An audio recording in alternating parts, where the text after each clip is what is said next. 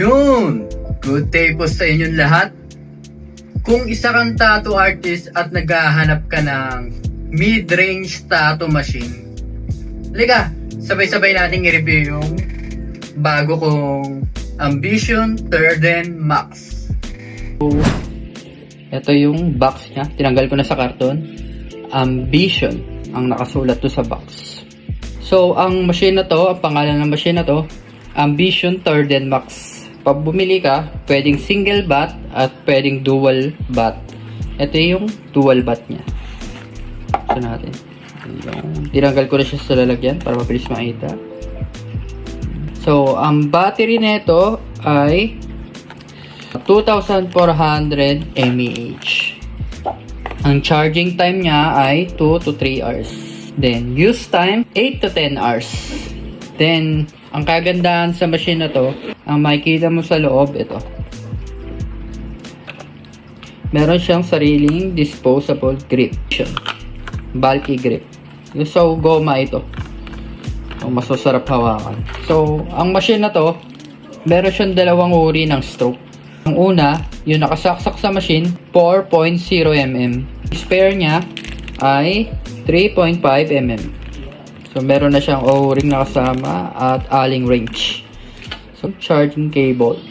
Type-C. Meron siyang isa pang grip. Alloy din. Ito naman yung maliit na grip. Yung flat. Sa mga gusto ng ganito yung grip, pwede naman. Ito naman, for RCA cable ba to? So, ayan.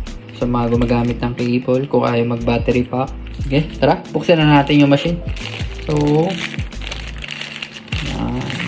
pala, sa mga gusto mag-avail ng tattoo machine na to, sa Shopee ko lang siya nakuha. Kung meron kang voucher, mas makakakuha ka ng discount. Siguro nakuha ko na lang siya ng 9K sakto. Itong machine na to, meron siyang weight na 266 grams kapag nakasaksak yung battery pack. At kapag hindi naman nakasaksak yung battery pack at RCA yung ginamit mo, 212 grams. So, medyo may kabigatan, no? Pero para sa akin, mas maganda na yung ganito. Medyo siya mabigat para pag lumining ka, mas, alam mo yun, mas straight. Then, buksan natin yung kanyang screen. So, lalabas sa display, Ambition.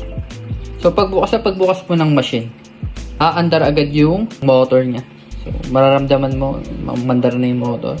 At ang machine na to, ang kagandahan dito, touchscreen na siya. So, hindi ka na pipindot dito. Kung gusto mo magpalit ng voltage. Pag pindot mo sa kanya dyan, sa voltage, yan. 7.0, 9.0, 11.0.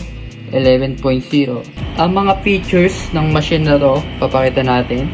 Pag sinuwipe mo yung screen, makikita mo rito yung brightness nung machine. So, pwede mo siyang taasan anytime at pwede mo rin babaan. Type ulit tayo.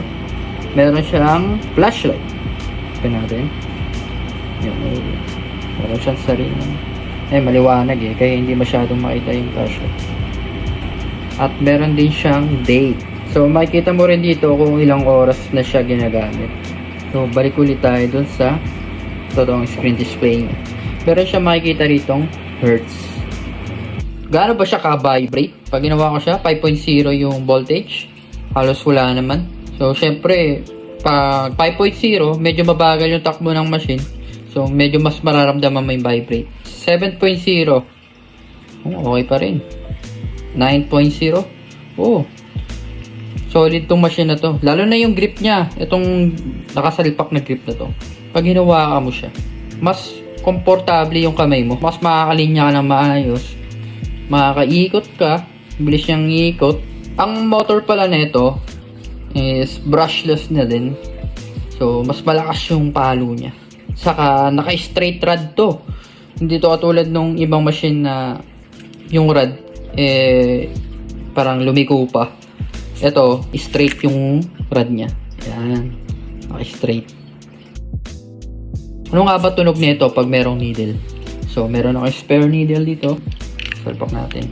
Yung pagsalpak na needle, any kind of needle naman, universal needle naman to. Pag salpak mo, smooth na smooth. Bilis rin tanggalin. Yung iba kasi mahigpit, mahirap ikabit. Start natin uli. Ito yung tunog niya. Parinig natin. Punta naman tayo ng 11. 11.0. Yan yung tunog niya. Sobrang tining. Then, punta tayo ng 5.0. Paparinig ko naman sa inyo or papakita ko sa inyo kung totoo ba talaga siyang less vibration. So, ilalapag natin siya rito. Kapag mataas ang vibration, automatic gagalaw yan. 9. Ito naman yung kadalasan, 8 or 9. 7 to 9 voltage, kadalas ginagamit ng artist. Yan. Hindi siya masyadong mabibrate.